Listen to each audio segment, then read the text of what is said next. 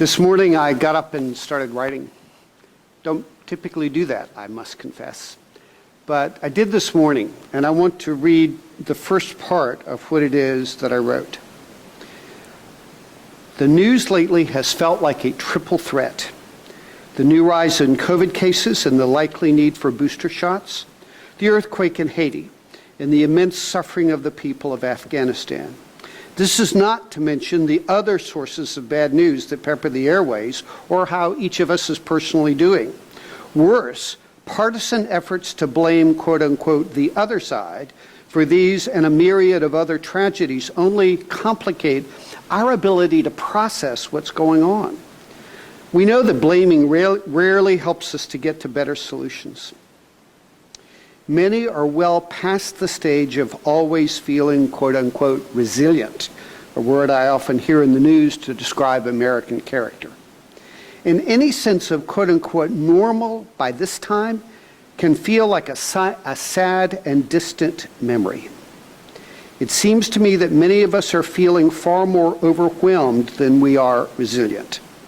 All the while, Hurricane Grace, an ironic name for a hurricane, if there ever was one, is barreling toward Mexico, but on the periphery of all of our consciences, reminding us to steel up for whatever might be coming next. These days feel dark. God knows all about this and more, so that when I read the lessons appointed for the sermon today, I was immediately drawn to the 139th Psalm. You see, when you have the experience of that kind of persistent, in-your-face, both fear-mongering, even in the accurate reporting, it doesn't need any exaggeration or hyperbole. What is already more than enough. That can feel more present to us, or even more present within us, because it dredges up our own sense of fear, than anything even remotely resembling what we call the peace of God. So that's why I went where I went. And as I looked at the psalm, all I felt, quite honestly, was relief. The psalm is so patently, brazenly honest. Oh, that you would slay the wicked. How I hate them with a perfect hatred. You won't find that in much of the other prayer book, the rest of the prayer book. But it gives me permission in the presence of God, according to the written word of God, that I do not have to censor my thoughts in the presence of God. I can be all of who I am in his presence and know that even though how that comes across is sinful and broken, I am, and I love this, because it seems to me this is the message of Psalm 139, that I can be broken, forgiven, and beloved all at the same time. It is not a progression like stepping stones. It is a tripartite, synonym intentional, of what God is doing and at work in your life and mine. Because you see, all of us live with, particularly if we are achievers, a significant level of personal expectations. There are things we want to do. There are things we want to be able to accomplish. There are high expectations. I grew up with it, and I think many of you did too. I still remember when I would come home with a report card in high school, I would never, or at least rarely, hear about the good grades. But if there was a C or something like that, that would be the place where my parents spent their time. I mean, all of that just continues to communicate. Even if they're trying to be nice, saying things to you like, you know, you actually are pretty smart, so don't blow it, right? And therefore, you imbibe that and you think about it, and what it does is it imparts to you a sense of that achievement equates acceptance.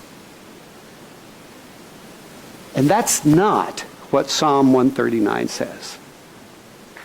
Actually, quite the opposite.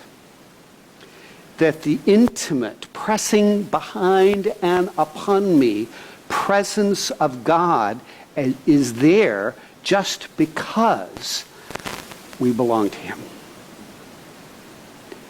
And therefore, even at his worst, the psalmist still says, keep at it, God. Search me and try me. Why? Because the psalmist trusts the hands of the surgeon to do the work necessary in the midst of even the extreme difficulty that the author experiences, knowing that God is going to take him by the hand, do the work within him that needs to happen, so that he can continue to move forward, even with a limp. And in fact, I think quite honestly, all of us, at some level or another, even when we are at our best, still walk with a limp, because we bear the scars. But if the scars are the glory points that God is redeeming, we gladly bear the scars. We do not have the need to hide. And that we know, because of the very message of Jesus, that even in the midst of what it is that we are going through that feels like life at its worst, there is a Redeemer at work. It's like the story of Samson.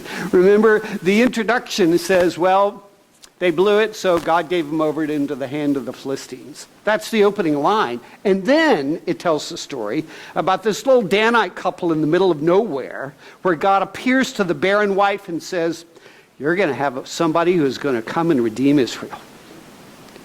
Nobody else knew that, but they did.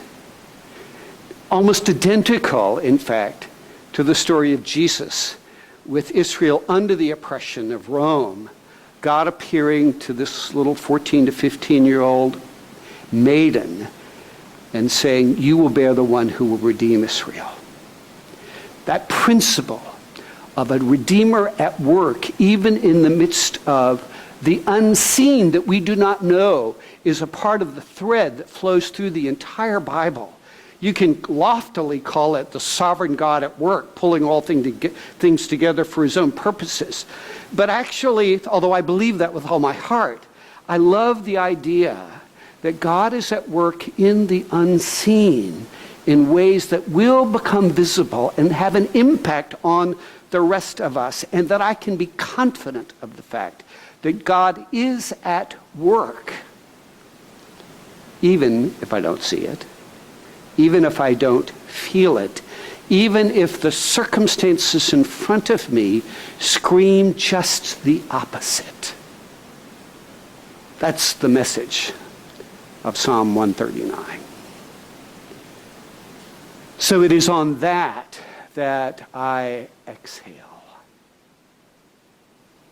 And I can walk into this day in the midst of a lot of demands and know that God will continue, and it really is up to God, to provide whatever is necessary.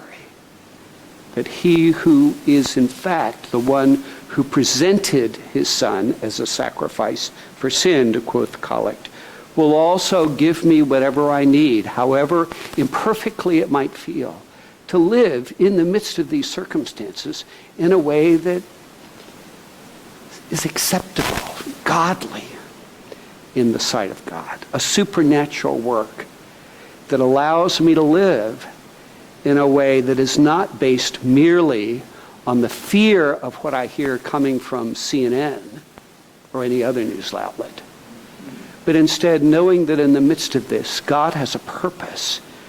And my job actually is to trust him in his goodness and be available for his purposes. Amen.